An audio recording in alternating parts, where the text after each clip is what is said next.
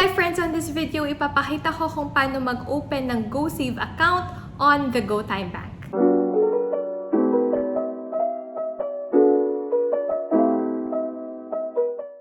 Log into the GoTyme app. Okay, in order to open a GoSave account, just click New GoSave. Makikita nyo dito na meron na akong existing account. And mag-add lang tayo. So, pwede tayo mag-add up to 5 accounts. Ang kagandahan dito is that it earns interest, currently up to 5%. Okay, so just name your account, let's say travel, and lagyan natin ng 20 pesos. Okay. Now, click Explore Saving Tools. Ito yung kagandahan dito sa savings account nila. So, you could apply a savings target. You can auto-save. So, automatically magta-transfer yung amount from your account to your savings account and then save the change. So, if ever may babayaran ka, the extra change can be automatically placed sa savings account mo kung sobra yung binayaran mo. Okay? Yan. So, our savings target for travel fund, let's say, is 5,000 pesos. So, click Set Savings Target. And you could also set a savings target date. Alright, balik tayo. Let's go to Auto-Save. Dito, we should put how much we want to automatically save and ano yung frequency niya. For example, ilalagay natin dito is 10 pesos and weekly. Alright, every Tuesday. Okay, save the change. Ayan, so whatever you spend on your debit card, i-auto-deposit niya yung nearest amount rounded up. So, pwede mong i-select to the nearest 10 ba or to the nearest 100. For example, meron kang pinurchase na worth 455. If you select the nearest 10, ang excess na ilalagay niya sa account mo will be 5 pesos. Kumbaga, parang 460 yung binayaran mo. 5 will go to your savings account and 455 will go to your purchase. Kung nearest 100 naman, 500 yung binayaran mo. 45 will go to your savings and then, of course, 455 will go to the purchase. Okay? On this case, isa-select natin si nearest 100. And then, just click Set Up. Okay, click continue and then, ayan, makikita nyo na meron na tayong 20 pesos on our travel fund and you can see here yung target amount which is 5,000 minus yung 20 pesos na nailagay na natin. Bale, 4,980 pesos na lang left before we hit our target. Dito sa baba, makikita nyo yung transaction history. Dito sa baba ng dashboard, makikita nyo yung lahat ng transactions natin. Let's try to add again on our other GoSave account. Just add funds.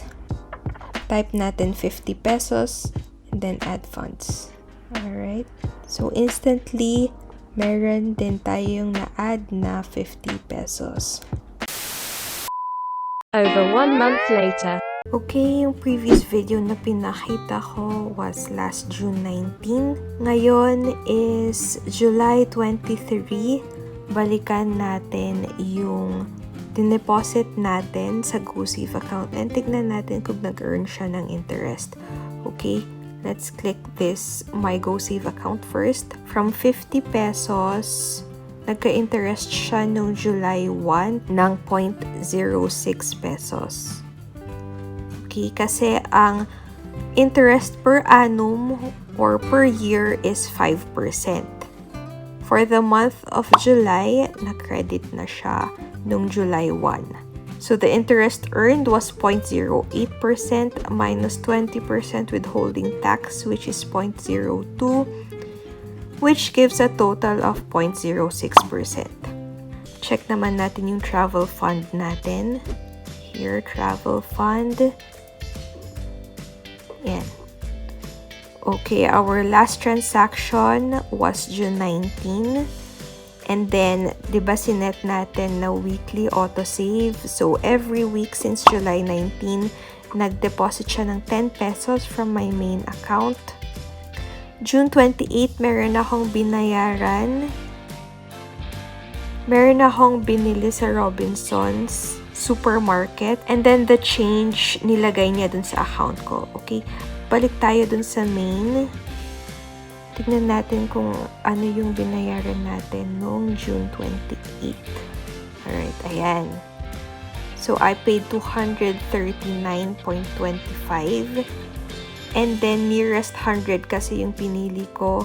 So, kumbaga, ang credit niya sa main account ko was 300 pesos because yun yung closest 100 to what I paid for. And then, the change nilagay niya dun sa savings account ko. Okay? So, that's how that works. Alright? Balik lang tayo dito.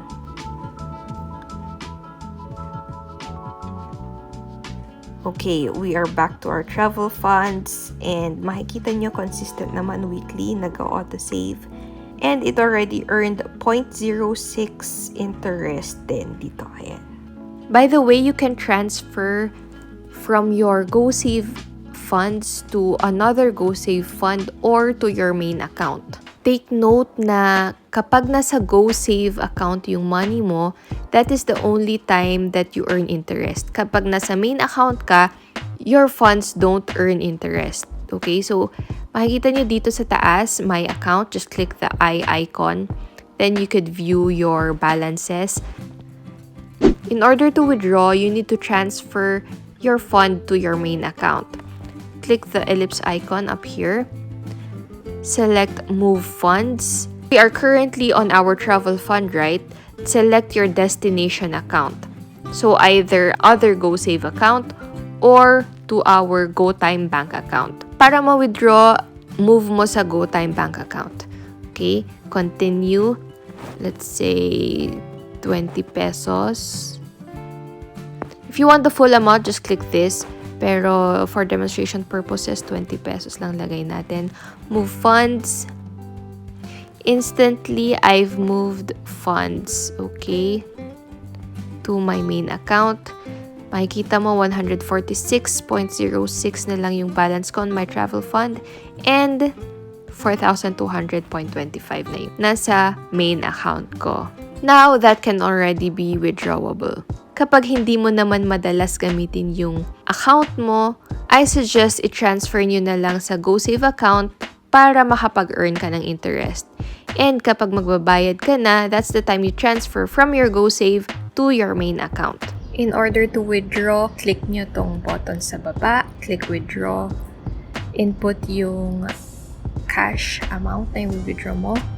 Kung mag-withdraw ka using these merchants, free sila.